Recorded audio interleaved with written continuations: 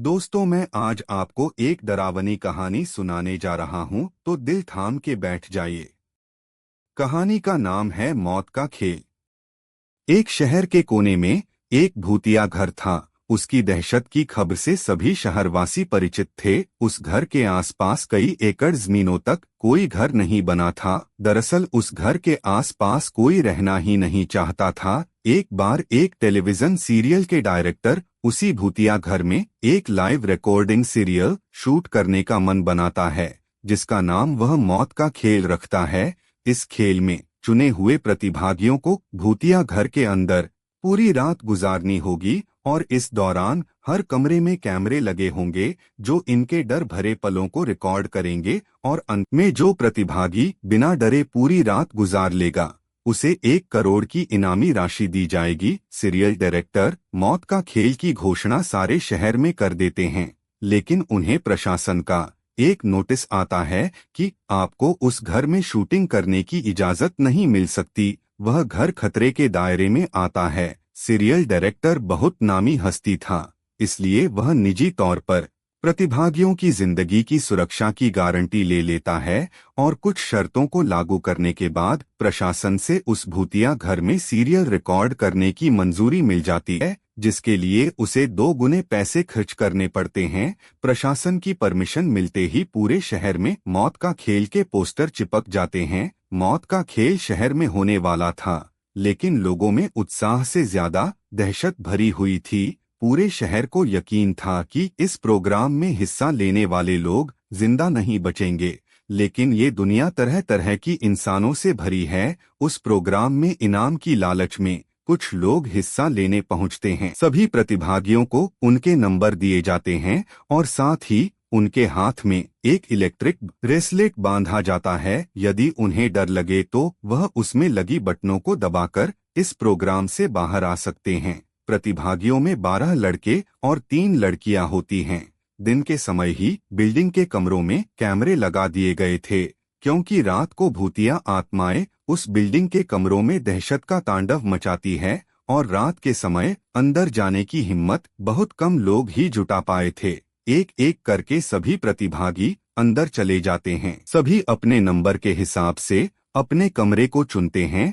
चाबी बाहर फेंकनी होती है। दरवाजे का ताला इलेक्ट्रॉनिक बनाया गया था। उनके हाथ में लगे ब्रेसलेट के बटन दबाते ही वह ताला खुल सकता था, लेकिन यह बात उन्हें बताई नहीं गई थी। अगर किसी प्रतिभागी ने वह ताला खोला तो प्रतिभागी प्रतियोगिता से बाहर हो जाएगा, जो कि कैमरे की रिकॉर्डिंग में दिखाई देगा। सभी के कमरे में निर्देश देने के लिए स्पीकर लगाए गए थे। उसी से सभी को संकेत दिया जाता है कि सभी जल्द से जल्द अपने कमरे का ताला बंद करके चाबी दरवाजे के नीचे से बाहर फेंके, और इसके बाद कमरे की लाइट बंद की जाएगी। निर्देशों के अनुसार सभी अपने कमरे को अंदर से बंद कर देते हैं और चाबियां दरवाजे के नीचे से फेंक देते हैं। कैमरे नाइट मोड रिकॉर्डिंग के अनुरूप लगाए गए थे, इसलिए भले ही प्रतिभागियों के कमरे में अंधेरा हो, लेकिन दर्शकों को टेलीविजन स्क्रीन में सब कुछ नजर आ रहा होता है। धीरे धीरे डर की दस्तक हो जाती है। प्रतिभागियों में से एक लड़की अचानक अपने कमरे में चीखने लगती है। उसे ऐसा लगता है कि कोई उसका गला दबा रहा है, और वह छटपटाने लगती है। कुछ ही देर में वह डर से बेहोश हो जाती है। उसके बेहोश होते ही लाइव सीरियल देख रहे दर्शक घबरा जाते हैं। अचानक एक एक करके सभी प्रतिभागियों पर भूतिया हमले होने लगते हैं, लेकिन ताज्जुब की बात तो यह थी कि सभी प्रतिभागी अपने आप को स्वयं ही नुकसान पहुंचा रहे थे। कैमरे की रिकॉर्डिंग में साफ साफ नजर आ रहा था, कोई अपने चेहरे पर खरोंच रहा था तो कोई अपना गला दबा रहा था, और कई तो अपना सर भी दीवार से मारकर घायल कर रहे थे। दर्शकों का डर बढ़ते देख बिल्डिंग के नजदीक सरकारी अधिकारी पहुंच जाते हैं, क्योंकि प्रोग्राम को प्रशासन की शर्तों के अनुरूप रिकॉर्ड करने की परमिशन दी गई थी, जिनमें से एक शर्त यह भी है कि यदि किसी प्रतिभागी को शूटिंग के दौरान मेडिकल की जरूरत पड़ेगी तो तुरंत डॉक्टर उपलब्ध करवाया जाएगा। और जब सभी प्रतिभागियों को लाइव रिकॉर्डिंग में चोट लगने लगती है तो सभी प्रोग्राम को रोकने की आवाज उठाने लगते हैं। रातों-रात प्रशासन है। दर्शकों में दहशत फैलते देख प्रोग्राम का प्रसारण रोकने के आदेश आ जाते हैं।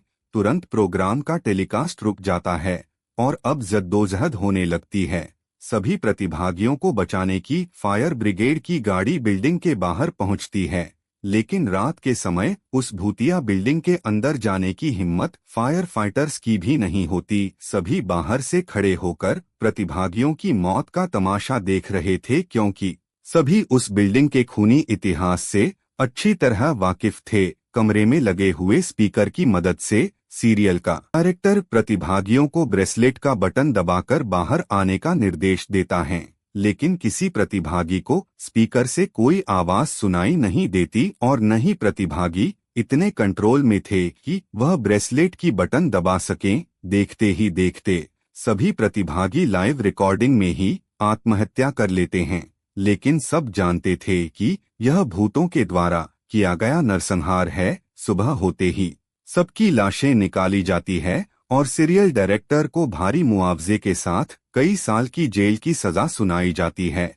और उस बिल्डिंग को हमेशा के लिए नो विजिट जोन घोषित कर दिया जाता है और इसी के साथ यह कहानी समाप्त हो जाती है।